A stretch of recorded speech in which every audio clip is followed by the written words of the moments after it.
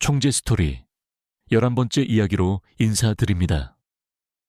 저희의 새로운 이야기에 함께 해주실 여러분을 환영합니다. 세상에서 가장 견고한 성은 가장 가까운 곳에서부터 무너져 내리는 법입니다. 절대적인 신뢰가 가장 끔찍한 배신으로 돌아왔을 때 한 남자의 모든 것은 잿더미가 되었습니다. 오늘 들려드릴 이야기의 제목은 재벌 회장의 추락 그리고 비서의 배신입니다. 이것은 자신의 힘으로 모든 것을 이룩한 완벽한 한 남자가 자신의 그림자처럼 믿었던 존재의 칼에 심장이 꿰뚫리는 비극에 대한 기록입니다. 성공의 정점에서 시작되는 처절한 추락, 그리고 그 배후에 숨겨진 차가운 야망과 뒤틀린 진실. 과연 그는 무너진 폐허 속에서 다시 일어설 수 있을까요? 이제 한 남자의 위대한 제국이 무너지는 순간을 함께 목격하시겠습니다. 대한민국 IT 산업의 심장부, 이노베이트 퀀텀의 창사 15주년 기념 파티는 성공의 정점에서 빛나고 있었다.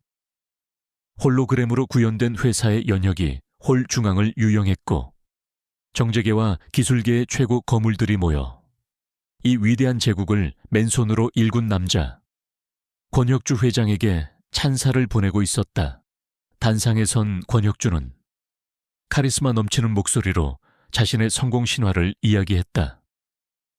그는 찢어지게 가난했던 과거를 딛고 일어나 오직 혁신과 정직이라는 신념 하나로 오늘의 이노베이트 퀀텀을 만들어낸 살아있는 전설이었다. 그의 빛나는 성공 뒤에는 언제나 그림자처럼 그를 보좌하는 한 여인이 있었다. 그의 비서실장이자 지난 10년간 그의 손과 발이 되어준 윤세라였다. 그녀는 권혁주가 연설 도중 목이 마를 것을 예측하여 물을 건넸고 그가 잊어버린 파트너의 이름을 굳게 속삭여 주었다. 그녀의 존재 없이는 오늘의 권혁주도 없었을 것이라고 모두가 입을 모아 말했다. 사람들은 그녀를 회장님의 그림자이자 철옹성의 감시탑이라고 불렀다. 연설이 끝나고 권혁주는 쏟아지는 찬사 속에서 잠시 숨을 돌리고 있었다. 그때 그의 외동딸인 권지안이 다가왔다. 컴퓨터 공학을 전공하는 그녀는 파티의 격식과는 어울리지 않는 반항기 가득한 모습이었다. 아빠, 연설 잘 들었어요. 좀 길긴 했지만. 그녀의 퉁명스러운 축하에 권혁주는 피곤한 미소를 지었다. 와줘서 고맙다. 지안아, 이따가 얘기하자꾸나. 지금은 좀 바빠서. 바로 그때 윤세라가 부드럽게 두 사람 사이로 끼어들었다. 아가씨, 회장님께서는 지금 장관님과 미팅이 있으십니다. 제가 댁까지 기사를 보내드릴까요? 그녀의 완벽한 예의 뒤에는 딸조차 아버지에게 함부로 접근하지 못하게 하는 차가운 벽이 느껴졌다. 파티가 무르익을 무렵 권혁주는 잠시 홀을 빠져나와 창가에 서서 서울의 야경을 내려다보고 있었다. 자신이 이룩한 모든 것을 바라보는 그의 얼굴에는 깊은 만족감이 서려 있었다.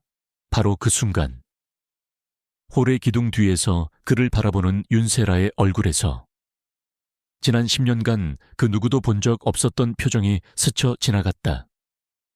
존경과 충성심으로 가득 차 있던 그녀의 눈빛이 순간적으로 모든 감정이 거세된 차갑고도 날카로운 평가의 눈빛으로 변했다. 그것은 먹잇감을 앞에 둔 포식자의 눈빛, 혹은 왕을 잡기 직전의 체스 마스터의 눈빛이었다. 파티가 끝나고 권혁주는 돌아가는 차에 오르기 전 유진에게 진심으로 말했다. 윤 실장, 오늘 정말 고생 많았네. 자네가 없었으면 오늘의 나도 없었을 거야. 자네는 내 그림자가 아니라 이 회사의 또 다른 반쪽이야. 그의 극찬에 유진은 완벽한 충신의 미소를 지으며 고개를 숙였다. 과찬이십니다, 회장님. 하지만 그의 차가 사라진 뒤 홀로 남은 그녀의 얼굴에서 미소는 사라졌다. 그녀는 도시의 야경을 지배하듯 서 있는 이노베이트 퀀텀 타워를 바라보며 차갑게 속삭였다. 그래, 당신의 반쪽, 그리고 당신의 모든 것을 차지하게 될 나머지 반쪽, 배신의 서막은 이미 오래전에 올라 있었다. 파티가 끝난 다음 날 아침, 윤세라는 자신의 집무실에서 권혁주 회장의 성공 신화를 다룬 인터넷 기사를 읽고 있었다. 기사는 회장의 그림자로서 완벽한 보좌를 한 그녀의 공을 칭찬하고 있었다. 하지만 그 칭찬은 그녀에게는 더 이상 영광이 아닌 굴욕적인 낙인처럼 느껴졌다. 그녀의 시선이 10년 전 먼지 쌓인 작은 스타트업 사무실의 풍경으로 향했다. 그때의 이노베이트 퀀텀은 지금의 화려한 제국이 아닌 언제 망할지 모르는 위태로운 벤처기업일 뿐이었다. 그리고 그녀는 그곳에서 단순한 비서가 아니었다. 그녀는 권혁주와 함께 밤을 새워가며 코드를 짜고 투자자들 앞에서 함께 프레젠테이션을 하며 회사의 운명을 걸고 싸웠던 공동 창업자이자 가장 가까운 전우였다. 그녀는 그의 비전을 믿었고 자신의 모든 젊음을 그에게 걸었다. 그들의 노력이 마침내 결실을 맺어 첫 번째 대규모 투자를 유치했던 그날 밤, 두 사람은 작은 사무실 옥상에 앉아 라면을 끓여 먹으며 미래를 꿈꿨다. 흥분에 찬 권혁주는 그녀의 손을 잡고 약속했다. 세라 씨, 우리가 해냈어. 언젠가 이 회사가 대한민국 최고가 되면 나는 당신을 비서가 아닌 나와 나란히 서는 경영이사 자리에 앉힐 걸세. 당신은 내 직원이 아니라 공동 창업자니까 그 약속은 그녀의 심장에 깊이 새겨졌다. 그녀는 그날을 위해 기꺼이 그의 그림자가 되기를 자처했다. 하지만 회사가 기하급수적으로 성장하면서 권혁주는 변해갔다. 그는 더 이상 열정 넘치는 개발자가 아닌 냉철한 경영인이 되어갔다. 그는 회사의 격을 높여야 한다며 하버드와 스탠퍼드 출신의 외부 전문가들을 그녀가 꿈꿨던 핵심 임원 자리에 앉히기 시작했다. 그녀가 마침내 용기를 내어 과거의 약속에 대해 물었을 때 그는 미안한 얼굴로 그러나 잔인한 말을 건넸다. 윤 실장, 당신은 너무 유능해서 내 비서 자리에서 뺄 수가 없어, 잠. 저 없어. 당신은 대체 불가능한 존재야. 저들은 그냥 돈으로 고용한 용병일 뿐이지만 당신은 이 회사의 심장이야. 그의 그 말은 칭찬의 형식을 한 가장 잔인한 사형 선고였다. 대체 불가능하다는 것은 영원히 비서라는 그림자 속에 갇혀 살아야 한다는 의미였다. 그녀가 꿈꿨던 파트너의 자리는 신기루처럼 사라져버렸다. 그날 이후 그녀의 충성심은 서서히 차가운 원망으로 변해갔다. 그녀는 더 이상 그의 성공을 위해 일하지 않았다. 그녀는 그가 그녀에게서 빼앗아간 자신의 자리를 되찾기 위해, 아니, 그의 모든 것을 빼앗기 위해 일하기 시작했다. 다시 현재 윤세라는 기사를 쓴 창을 닫았다. 회장의 그림자. 그녀는 조용히 그 단어를 읊조렸다. 그리고는 자신의 컴퓨터에 숨겨진 비밀 폴더를 열었다. 그 안에는 지난 몇 년간 그녀가 수집해온 권혁주와 이노베이트 퀀텀을 한순간에 무너뜨릴 수 있는 치명적인 정보들이 가득했다. 그림자는 언젠가 빛을 삼키기 위해 존재하는 법이다. 그녀는 자신의 복수를 위한 마지막 퍼즐 조각이 맞춰질 그 완벽한 순간을 조용히 기다리고 있었다. 윤세라의 복수는 겉으로 드러나는 폭력이 아니었다. 그것은 보이지 않는 디지털 세계 속에서 가장 조용하고도 치밀하게 그리고 잔혹하게 이루어지는 거미의 사냥과도 같았다. 파티가 끝난 다음 날 밤부터 그녀는 자신의 오피스텔에 구축해둔 비밀스러운 공간에서 거대한 거미줄을 엮기 시작했다. 그녀의 진짜 얼굴은 유능한 비서가 아닌 어둠 속의 천재 해커였다. 그녀는 지난 10년간 권혁주의 모든 것을 데이터화하여 분석해왔다. 그의 필체, 말투, 서명하는 습관, 심지어 키보드를 두드리는 패턴까지 그녀는 그 모든 데이터를 기반으로 권혁주의 디지털 유령을 만들어냈다. 그것은 실제 권혁주와 완벽하게 똑같이 행동하고 생각하는 인공지능 아바타였다. 그녀는 이 디지털 유령을 이용해 그의 이름으로 된 차명 계좌를 해외 조세 피난처에 개설했다. 그녀는 권혁주만이 알 수 있는 이노베이트 퀀텀의 극비 M&A 정보를 이용해 이 계좌로 소규모의 내부자 거래를 시작했다. 거래 방식은 권혁주의 평소 투자 패턴과 너무나도 흡사해서 그 누구도 의심할 수 없었다. 그녀의 다음 단계는 회사의 자금을 직접 빼돌리는 것이었다. 그녀는 존재하지 않는 유령 컨설팅 회사의 이름으로 정교하게 위조된 세금 계산서를 만들었다.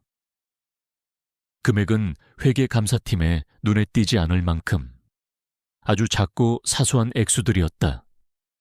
그녀는 이 위조된 계산서들을 수십 개의 다른 결제 서류들 사이에 교묘하게 끼워 넣어 권혁주에게 올렸다. 그는 자신이 가장 신뢰하는 비서가 올린 서류를 의심 없이 승인했다. 그가 태블릿 PC에 서명을 하는 순간 회사의 돈은 합법적인 결제의 형식을 띠고 여러 단계를 거쳐 세탁된 후 그녀가 만들어 놓은 해외 비밀 계좌로 흘러 들어갔다. 그것은 완벽한 범죄였다. 모든 증거는 마치 권혁주 회장 스스로가 비자금을 조성하고 있는 것처럼 보였다. 그는 자신의 손으로 자신을 파멸시킬 증거들을 차곡차곡 쌓아가고 있었던 것이다. 다음 날 아침 사무실. 강혁은 밤샘 회의로 지쳐 있었다.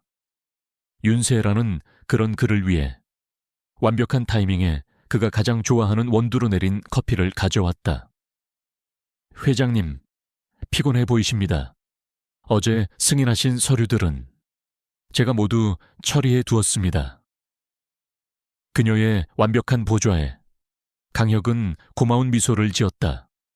그는 자신의 등 뒤에서 자신을 향한 검은 거미줄이 맹렬하게 쳐지고 있다는 사실을 꿈에도 알지 못했다. 유진의 눈에는 거미줄에 걸린 나비를 바라보는 차가운 만족감이 서려 있었다. 권혁주의 외동딸 권지아는 아버지와는 다른 종류의 천재였다.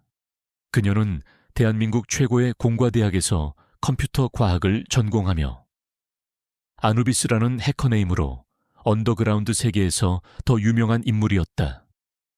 그녀는 일중독인 아버지와 그에게 그림자처럼 붙어있는 비서 윤셀에게 반항심을 품고 있었다. 아버지의 회사를 그녀는 자신의 자유를 구속하는 거대한 성벽처럼 여기고 있었다. 그녀는 학교 과제라는 핑계로 아버지의 철옹성 같은 이노베이트 퀀텀의 내부 네트워크 보안을 분석하기 시작했다. 그녀의 천재적인 해킹 실력 앞에 이노베이트 퀀텀의 방화벽은 어렵지 않게 길을 터주었다. 그녀는 네트워크 내부를 유영하며 데이터의 흐름을 분석하던 중 기묘한 이질감을 발견했다. 그것은 아버지의 디지털 서명을 가진 정체불명의 유령 프로세스였다. 그 유령은 마치 아버지인 것처럼 행동하며 아주 소량의 데이터를 암호화된 VPN을 통해 외부로 전송하고 있었다. 그것은 바이러스도 외부의 해킹 흔적도 아니었다. 내부에서 완벽하게 조작된 유령의 흔적이었다. 지아는 아버지에게 이 위험 신호를 알려야 한다고 생각했다. 주말, 오랜만에 집에 돌아온 아버지를 찾아간 그녀는 자신이 발견한 사실에 대해 설명했다. 아빠, 회사 서버에 이상한 게 있어요. 아빠의 디지털 서명을 도용한 유령 프로세스가 데이터를 외부로 빼돌리고 있는 것 같아요. 당장 확인해 보셔야 해요. 하지만 그녀의 경고는 때마침 서재로 들어온 윤세엘에 의해 가로막혔다. 윤세라는 지안이 보여주는 데이터를 보고도 눈 하나 깜빡하지 않고 완벽한 거짓말로 상황을 무마했다. 아, 아가씨께서 케르베로스 프로토콜을 발견하셨군요. 그녀는 그것이 자신이 최근에 도입한 산업 스파이를 잡기 위한 이중보안 시스템이라고 둘러댔다. 아직 극비리에 테스트 중인 프로젝트라 아가씨께 미리 말씀드리지 못해 죄송합니다. 걱정하실 것 없습니다. 회장님, 그녀의 그럴듯한 설명에 권혁주는 안심했다. 그는 딸의 경고를 그저 어린 학생의 치기 어린 실력 자랑 정도로 치부해버렸다. 지안아, 괜한 걱정했구나. 회사의 보안은 전문가들에게 맡겨두거라. 넌 네 공부나 열심히 하고. 아버지의 그 불신과 무관심 어린 태도에 지안은 깊은 상처를 받았다. 그녀는 더 이상 아무 말도 하지 않고 자신의 방으로 돌아가 버렸다. 부녀 사이의 골은 더욱 깊어지고 있었다. 자신의 방으로 돌아온 지안은 분노에 휩싸였다. 하지만 그녀는 곧 이성을 되찾았다. 윤세라의 설명은 너무나도 완벽해서 오히려 의심스러웠다. 그녀의 직감은 저 여자가 거짓말을 하고 있다고 소리치고 있었다. 그녀는 아버지가 아닌 자기 자신을 믿기로 했다. 그녀는 다시 노트북을 열었다. 이제 이것은 더 이상 학교 과제가 아니었다. 아버지에게 인정받지 못한 딸이 자신의 힘으로 진실을 파헤치기 위한 외로운 싸움의 시작이었다. 그녀의 손가락이 키보드 위에서 분노의 춤을 추기 시작했다. 윤세라의 첫 번째 칼날은 권혁주가 가장 예상치 못한 순간에 가장 치명적인 방식으로 날아들었다. 평소와 다름없던 어느 화요일 오전, 권혁주가 그룹의 미래 전략을 발표하는 중요한 회의를 주재하고 있을 때였다. 회의실에 있던 모든 임원들의 휴대폰이 약속이라도 한 듯이 동시에 울리기 시작했다. 대한민국에서 가장 영향력 있는 경제 전문지의 단독 특종 기사 알림이었다. 헤드라인은 그 자체로 폭탄과도 같았다. 단독 혁신의 아이콘 권혁주 회장. 미공개 정보 이용한 내부자 거래 정황 포착. 기사의 내용은 충격적이었다. 권혁주의 차명으로 된 해외 계좌에서 이노베이트 퀀텀의 주요 M&A 발표 직전에 관련 주식을 대량으로 사고판 기록이 있다는 것이었다. 기사에는 거래 내역과 계좌번호 일부까지 적나라하게 공개되어 있었다. 회의실은 순식간에 아수라장이 되었다. 임원들은 충격과 불신이 뒤섞인 눈으로 자신들의 회장을 쳐다보았고 회의실 대형 스크린에 떠있던 회사의 주가 그래프는 붉은색으로 변하며 수직으로 추락하기 시작했다. 권혁주는 자신의 눈을 의심했다. 그는 기사에 적힌 모든 내용이 자신과는 아무런 상관이 없는 완벽한 날조라고 생각했다. 이건 말도 안 돼. 전부 거짓이야. 당장 법무팀을 소집해. 그가 충격 속에서 소리치는 순간 윤세라가 가장 먼저 그의 곁으로 달려왔다. 그녀는 분노와 걱정이 뒤섞인 완벽한 연기를 펼쳤다. 회장님, 이건 회장님을 끌어내리려는 경쟁사의 비열한 공격입니다. 제가 당장 언론 대응팀을 꾸리겠습니다. 그녀는 가장 충성스러운 방패인 척하며 그의 바로 곁에서 상황을 통제하기 시작했다. 권혁주는 그녀의 보좌를 받으며 즉시 위기 대응에 나섰다. 그는 공식적으로 모든 혐의를 부인하고 자체적인 진상조사를 약속했다. 하지만 상황은 그에게 최악으로 흘러가고 있었다. 회사의 보안팀이 거래 기록을 분석한 결과 모든 거래에 사용된 디지털 서명이 권혁주의 것과 완벽하게 일치하며 외부 해킹의 흔적은 전혀 없다는 보고를 올린 것이다. 그는 자신이 저지르지도 않은 범죄에 대한 완벽한 증거 앞에서 속수무책으로 코너에 몰리고 있었다. 같은 시각 딸지안 역시 자신의 휴대폰으로 그 충격적인 뉴스를 접했다. 그녀는 분노했다. 그녀는 자신의 아버지가 일중독에 무심한 사람일지는 몰라도 결코 불법을 저지를 위인이 아니라는 것을 알고 있었다. 그리고 그 순간 그녀의 머릿속에 얼마 전 자신이 발견했던 유령 프로세스와 비밀 해외 계좌가 번개처럼 스쳐 지나갔다. 이것은 아버지가 저지른 비리가 아니었다. 누군가 아버지를 함정에 빠뜨리기 위해 아주 오래전부터 치밀하게 설계한 범죄였던 것이다. 그리고 그 중심에는 케르베로스 프로토콜이라는 거짓말로 자신을 속였던 비서 윤세라가 있었다. 지안의 눈빛이 차갑게 변했다. 아버지는 이미 함정의 한가운데에 빠져 있었다. 회사 내부에 그 누구도 믿을 수 없었다. 아버지를 구할 수 있는 사람은 이제 자신밖에 없었다. 그녀는 대학교의 슈퍼컴퓨터실로 달려갔다. 반항기 가득했던 학생의 얼굴은 사라지고 진실을 파헤치려는 냉철한 디지털 탐정의 얼굴이 그 자리를 대신했다. 그녀는 자신의 키보드 위에 손을 올렸다. 아버지의 제국을 집어삼키려는 보이지 않는 적을 향한 그녀만의 외로운 전쟁이 마침내 시작되었다. 내부자 거래 의혹 기사가 터져 나온 지 며칠 지나지 않아 서울중앙지검 특수부에 압수수색 영장이 발부되었다. 검사와 수사관들이 들이닥친 이노베이트 퀀텀의 본사는 그야말로 아수라장이 되었다. 그들은 회사의 모든 서버와 회계 장부, 그리고 권혁주의 개인 집무실까지 샅샅이 뒤졌다. 권혁주는 속수무책으로 자신이 평생을 바쳐 이룩한 제국이 낯선 이들의 손에 유린당하는 것을 지켜봐야만 했다. 그는 결백했지만 그를 향한 의심의 포위망은 시시각각 좁혀져 오고 있었다.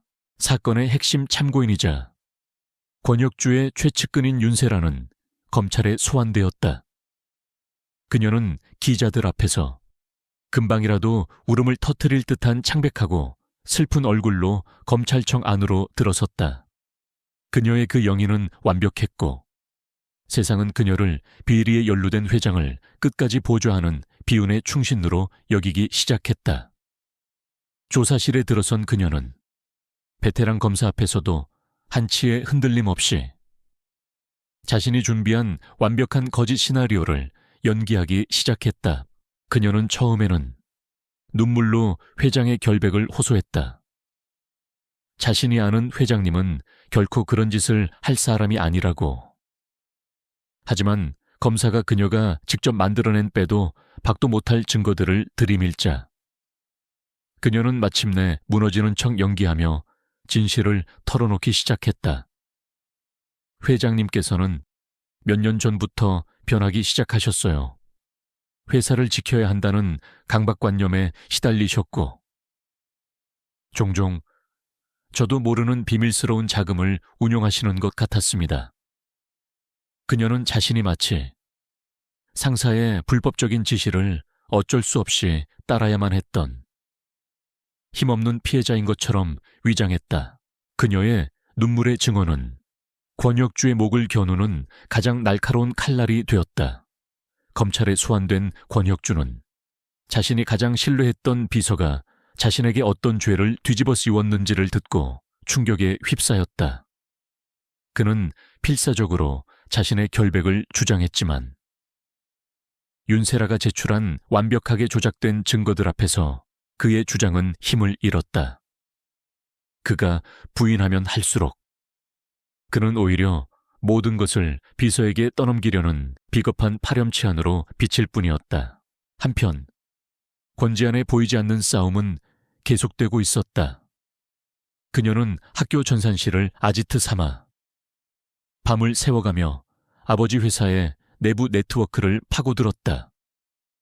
그녀는 케르베로스 프로토콜이라는 윤세라의 거짓말 뒤에 숨겨진 진실을 쫓았다. 하지만 윤세라 역시 만만치 않은 상대였다. 그녀는 지안의 추적을 눈치채고 자신의 모든 디지털 흔적을 지우며 지안을 교란하기 시작했다. 광활한 디지털 세계 속에서 두 명의 천재 해커 사이에 숨막히는 추격전이 벌어지고 있었다.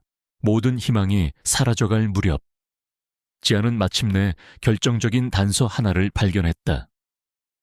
윤세라가 삭제했다고 믿었던 서버의 로그 파일 깊숙한 곳에 지워지지 않은 암호화된 코드 조각 하나가 남아있었던 것이다.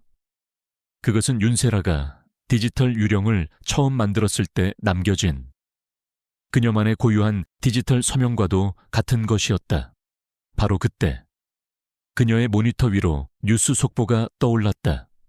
검찰, 비서의 결정적 증언 확보, 이노베이트 퀀텀 권혁주 회장, 구속영장 청구 예정. 시간은 이제 그녀의 편이 아니었다. 세상의 모든 문이 아버지 권혁주를 향해 닫히고 있을 때 유일하게 그를 위해 열린 문은 바로 그의 딸 권지안의 문이었다.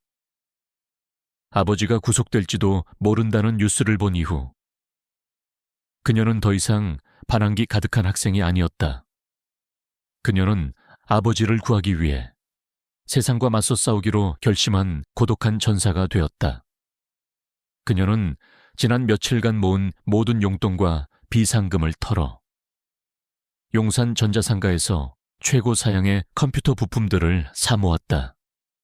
그리고는 자신의 작은 기숙사 방을 거대한 악과 싸우기 위한 최첨단 디지털 요새로 바꾸어 놓았다. 그녀의 전쟁은 지난번 발견했던 암호화된 로그 파일 조각을 해독하는 것에서부터 시작되었다. 그것은 윤세라가 남긴 유일한 실수이자 모든 진실로 향하는 단 하나의 열쇠였다. 지안은 며칠 밤낮을 세워가며 코드의 바닷속을 헤엄쳤다. 그녀의 손가락은 키보드 위에서 춤을 추었고 모니터 위에는 수백만 개의 데이터들이 폭포수처럼 쏟아져 내렸다. 마침내 기나긴 사투 끝에 그녀는 암호를 풀어내는데 성공했다. 그리고 그 안에서 그녀는 상상조차 하지 못했던 끔찍한 진실의 입구를 발견하게 되었다. 그 코드 조각은 윤세라가 만들어낸 권혁주의 디지털 유령을 통제하는 마스터 키였다. 지안은 그 열쇠를 이용해 윤세라가 회사 서버 가장 깊숙한 곳에 만들어 놓은 비밀 파티션으로 잠입했다. 그곳은 윤세라의 모든 범죄가 기록된 판도라의 상자였다. 그 안에는 그녀가 저지른 모든 내부자 거래 기록, 자금 세탁의 흔적, 그리고 권혁주의 디지털 서명을 도용해 회사의 기밀 정보를 경쟁사에 팔아넘긴 증거까지 고스란히 저장되어 있었다. 지안은 경악을 금치 못했다. 이것은 단순한 누명 씌우기가 아니었다. 회사를 통째로 삼키고 아버지를 사회적으로 완전히 매장시키기 위한 10년에 걸친 치밀하고도 잔혹한 파괴 공작이었다. 그녀는 떨리는 손으로 이 모든 증거들을 자신의 비밀 서버로 백업하기 시작했다. 바로 그때였다. 그녀의 침입을 윤세라가 마침내 눈치챈 것이었다. 지안의 모니터 위로 윤세라가 보낸 강력한 바이러스가 경고 메시지와 함께 떠올랐다. 그녀는 서버의 모든 데이터를 파괴하려 하고 있었다. 이제부터는 시간과의 싸움이었다. 지안은 한쪽으로는 미친 듯이 데이터를 백업하면서 다른 한쪽으로는 윤세라의 바이러스 공격을 막아내기 위한 방화벽을 구축해야 했다. 어둠 속에서 두 명의 천재 해커 사이에 회사의 운명을 건보이지 않는 전쟁이 시작되었다. 지안의 이마에서는 식은땀이 흘러내렸다. 데이터 백업 진행률이 91.9%에 도달한 순간 윤세라의 바이러스가 마침내 방화벽을 뚫고 들어왔다. 바로 그 찰나의 순간 지안은 백업을 완료하고 시스템에서 연결을 끊었다. 그녀는 간발의 차이로 모든 증거를 손에 넣는 데 성공했다. 그녀가 안도의 한숨을 내쉬던 그때 그녀의 휴대폰이 짧게 진동했다. 발신자 불명의 메시지였다. 메시지에는 사진 한 장이 첨부되어 있었다. 적용용 총의 스코프를 통해 바라본 자신의 서재에 앉아있는 아버지 권혁주의 사진이었다. 그리고 사진 아래에는 짧은 글이 적혀 있었다. 데이터를 삭제해, 아니면 네 아버지는 죽어. 시간은 1시간 주지. 지안의 얼굴에서 핏기가 사라졌다. 권지안의 세상은 아버지의 목숨을 담보로 한 윤세라의 잔혹한 협박 메시지 한 통으로 인해 칠흑 같은 어둠으로 변했다. 그녀의 앞에는 2개의 선택지, 아니 2개의 지옥이 놓여 있었다. 증거를 삭제하고 아버지를 부패한 범죄자로 남게 하거나, 혹은 증거를 지키고 아버지의 죽음을 목격하거나. 윤세라는 그녀가 어떤 선택을 하든 결국 파멸할 것이라고 확신했다. 하지만 그녀는 절망적인 상황 속에서 오히려 더욱 강해지는 권지안이라는 존재를 제대로 알지 못했다. 지안은 항복하는 척했다. 그녀는 윤세라에게 알았다.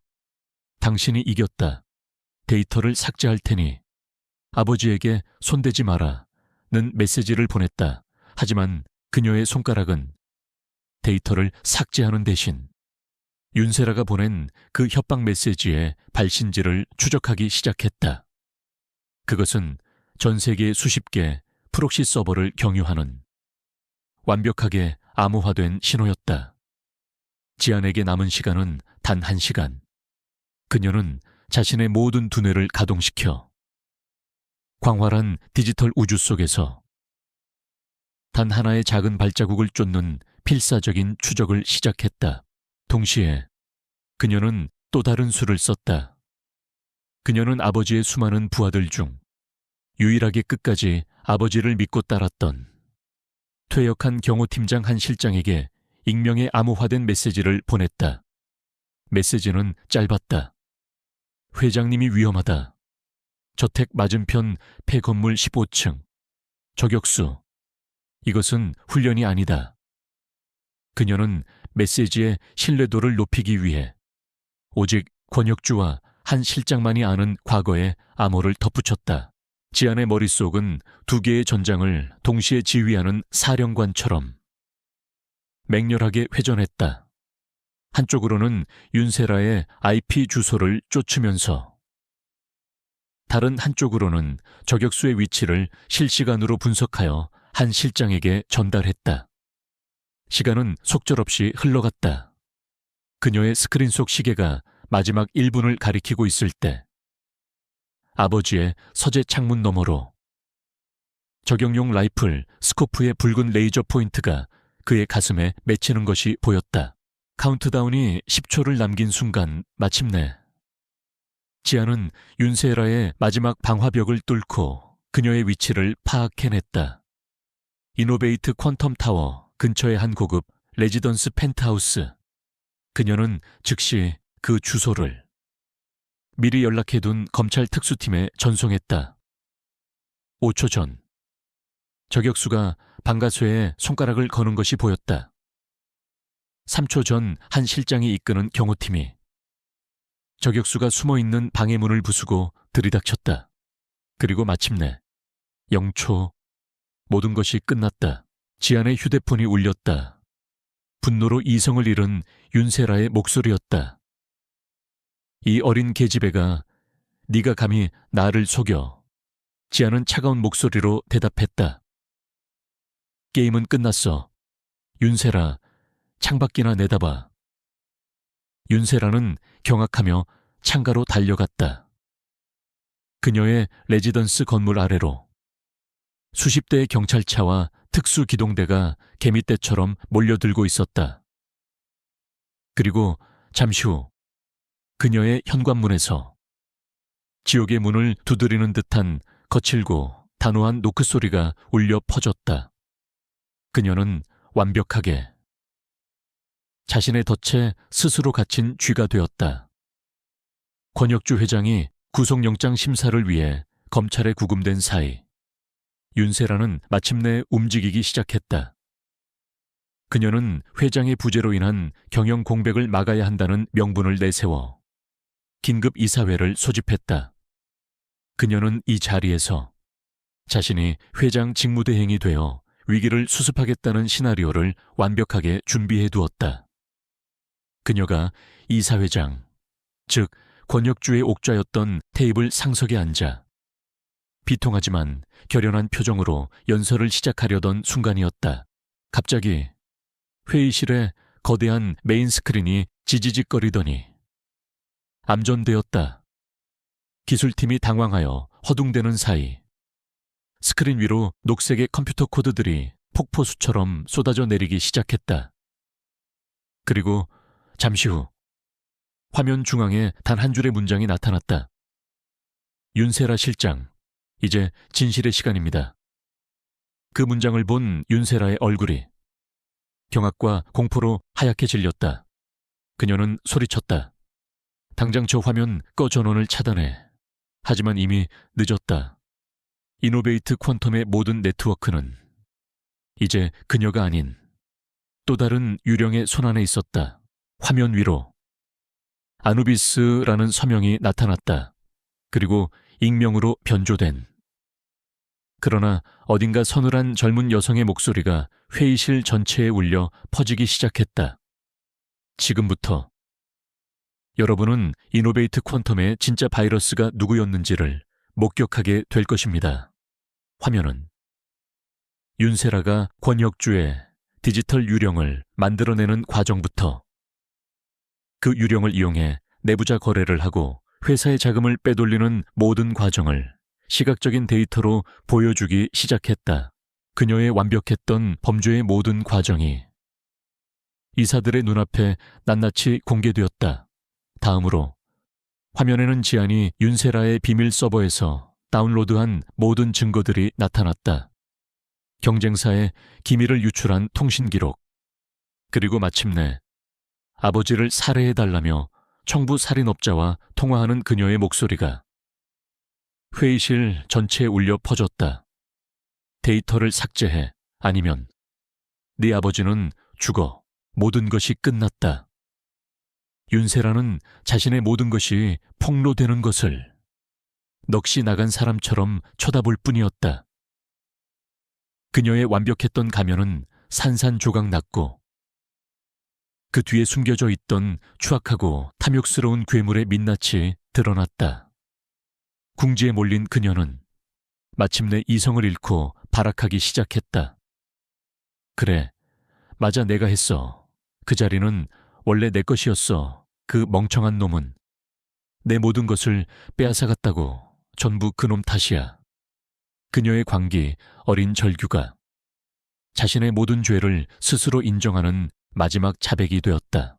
바로 그때 이사회실의 문이 열리며 검사들과 수사관들이 들이닥쳤다. 그들은 지안이 회의가 시작되기 직전 익명으로 제보한 모든 증거를 들고 온 것이었다. 그들은 발악하는 윤세라의 손에 차가운 수갑을 채웠다. 10년간 가장 가까운 곳에서 가장 깊은 신뢰를 배신했던 악마는 마침내 자신의 죄의 대가를 치르게 되었다. 스크린 위에는 그녀가 체포되는 모습과 함께 10년 전 젊은 권혁주와 풋풋한 윤세라가 함께 웃으며 찍었던 사진 한 장이 떠 있었다. 모든 비극의 시작을 알리는 슬픈 장면이었다. 윤세라가 체포되는 장면은 권지안에 의해 인터넷으로 실시간 생중계되었다. 대한민국은 전대미문의 여비서의 난에 경악했다. 10년간 가장 충성스러웠던 그림자가 사실은 주인의 심장을 겨누고 있던 암살자였다는 진실, 그리고 그 모든 것을 밝혀낸 이가 바로 세상에 알려지지 않았던 회장의 천재 해커 딸이었다는 사실. 여론은 하루아침에 180도 뒤집혔다. 윤세라는 희대의 악녀가 되었고 권혁주는 비극적인 배신의 희생양이 되었다. 모든 진실이 밝혀지자 검찰은 권혁주에 대한 구속영장을 즉시 기각하고 그를 석방했다. 며칠 뒤 그는 초췌한 모습으로 구치소 문을 나섰다. 그를 기다리는 것은 화려한 의전 차량이나 도열한 임원들이 아니었다. 낡은 자신의 채 기댄 채 어색한 표정으로 서 있는 딸 지안. 단 한 명뿐이었다. 두 사람 사이에는 어색한 침묵이 흘렀다. 강혁은 떨리는 목소리로 겨우 한마디를 내뱉었다. 고맙다. 지안아, 네가 아빠를 구했어. 하지만 지안의 대답은 차가웠다. 그녀의 마음속에 남은 상처는 아직 아물지 않은 뒤였다. 아빠를 구한 게 아니에요. 윤세라가 우리 가족의 회사를 망치는 걸 그냥 볼 수 없었을 뿐이에요. 그녀의 말은 아버지에 대한 원망이자 아직 온전히 열리지 않은 그녀의 마음이었다. 강혁은 아무런 대꾸도 하지 못했다. 그는 법적인 족쇄에서는 풀려났지만 이제 딸의 마음을 되찾아야 하는 더 무겁고 힘든 싸움을 시작해야 한다는 것을 깨달았다. 회사로 복귀한 그는 깊은 상처를 입은 제국의 모습을 마주해야 했다. 가장 믿었던 신복의 배신은 회사 전체에 깊은 불신과 상처를 남겼다. 이사들은 그에게 사죄했지만 그들의 얼굴에서 그는 더 이상 과거와 같은 신뢰를 읽을 수 없었다. 그는 깨달았다. 자신 역시 이 배신의 비극에서 자유로울 수 없는 가장 큰 책임이 있는 장본인이라는 것을. 그는 자신의 사람 보는 눈을 그리고 자신의 오만함을 탓했다. 그날 밤 그는 자신의 서재에 홀로 앉아 있었다. 책상 위에는 회사의 미래가 걸린 수많은 보고서들이 쌓여 있었다. 하지만 그의 눈은 더 이상 그 서류들을 향하지 않았다. 그의 머릿속은 자신을 외면하던 딸의 차가운 눈빛으로 가득 차 있었다. 그때 지안이 조용히 서재 문을 열고 들어왔다. 그녀의 손에는 그녀가 직접 만든 소박하지만 따뜻한 샌드위치가 들려 있었다. 그녀는 아무 말 없이 샌드위치를 그의 책상 위에 내려놓았다. 강혁은 책상 위의 보고서들과 딸이 건넨 샌드위치를 번갈아 보았다. 그는 지난 수십 년간 앞만 보고 달려왔다. 제국을 건설하기 위해. 그는 정작 가장 소중한 자신의 딸을 외면해왔다. 그는 마침내 자신이 진짜 잃어버렸던 것이 무엇인지를 깨달았다. 그는 보고서를 옆으로 밀어냈다. 그리고는 딸을 향해 평생 처음으로 진심으로 궁금하다는 표정을 지으며 물었다. 지안아, 네가 요즘 한다는 그 프로젝트 말이야. 그거 어떤 거니? 그의 그 한마디는 무너진 제국의 왕이 아닌 잃어버린 딸의 마음을 되찾고 싶은 한 명의 아버지로서 내딛는 첫걸음이었다. 윤세라의 모든 죄가 만천에 드러나고 아버지 권혁주가 자유의 몸이 된 지 몇 주가 흘렀다. 이노베이트 퀀텀의 주가는 서서히 안정을 되찾았고 모든 임직원들과 주주들은 그들의 왕이 다시 옥좌로 돌아와 무너진 제국을 재건해 주기를 기다리고 있었다. 하지만 권혁주의 선택은 모두의 예상을 완전히 벗어나는 것이었다. 그는 공식 기자회견을 열어 자신의 모든 과오를 인정하고 이노베이트 퀀텀의 회장직에서 스스로 물러나겠다고 선언했다. 그는 자신의 딸 지안을 후계자로 지목하는 대신 그동안 회사에 헌신해 온 젊고 유능한 내부 인재들로 구성된 새로운 전문 경영인 체제를 구축했다. 그는 연설의 마지막에 담담한 목소리로 말했다. 저는 지난 수십 년간 제국을 건설하는 데 모든 것을 바쳤습니다. 하지만 그 과정에서 저는 제 자신과 제게 가장 소중한 단 한 사람을 잃어버렸습니다. 이제 저는 회사를 떠나 한 명의 아버지로서 제 딸의 잃어버린 신뢰를 되찾는데 남은 인생을 바치려 합니다. 그의 진심 어린 고백에 세상은 비난 대신 뜨거운 격려의 박수를 보냈다. 그의 가장 큰 배신자였던 윤세라는 산업 스파이, 횡령, 살인교사 미수 등의 혐의로 무기징역을 선고받고 역사의 뒤양일로 사라졌다. 그녀가 그토록 차지하고 싶어 했던 제국은 결국 그녀 자신을 파멸시키는 거대한 무덤이 되고 말았다. 그리고 1년 후 권혁주는 더 이상 화려한 펜트하우스에 살지 않았다. 그는 딸 지안과 함께 작은 차고를 개조한 연구실에서 새로운 프로젝트에 몰두하고 있었다. 그것은 돈을 버는 사업이 아닌 장애인들을 위한 인공지능 보조기구를 만드는 사회적 가치를 위한 프로젝트였다. 아버지와 딸은 지난 10년간 나누지 못했던 대화를 코드를 통해 그리고 회로도를 통해 나누기 시작했다. 지아는 아버지가 그저 위대한 경영인이 아닌 열정 넘치는 천재 개발자였다는 사실을 새롭게 깨달았고, 혁주는 딸이 자신을 뛰어넘는 재능을 가진 동료라는 사실을 인정하게 되었다. 어느 날 밤, 두 사람은 밤을 새운 연구 끝에 마침내 복잡한 알고리즘의 문제를 함께 풀어냈다. 그들은 아이처럼 하이파이브를 하며 환하게 웃었다. 강혁은 열정에 차 반짝이는 딸의 눈을 보며 자신이 잃어버린 것과 그리고 새로 얻은 것을 생각했다. 그는 수조 원짜리 제국과 명예를 잃었다. 하지만 그는 그 대신 돈으로는 결코 살 수 없는 딸의 사랑과 신뢰, 그리고 잊고 있던 자신의 진짜 꿈을 되찾았다. 그는 더 이상 차가운 성의 고독한 왕이 아니었다. 그는 딸의 곁에서 함께 꿈을 꾸는 든든한 동반자이자 자랑스러운 아버지가 되어 있었다. 유리와 강철로 이루어진 제국은 무너졌지만 그는 그 폐허 위에서 신뢰와 사랑이라는 이름에 세상 그 무엇보다 견고하고 위대한 새로운 제국을 자신의 딸과 함께 다시 건설하기 시작했다. 그것이야말로 길고 길었던 시련 끝에 그가 마침내 찾아낸 진정한 성공이자 구원이었다.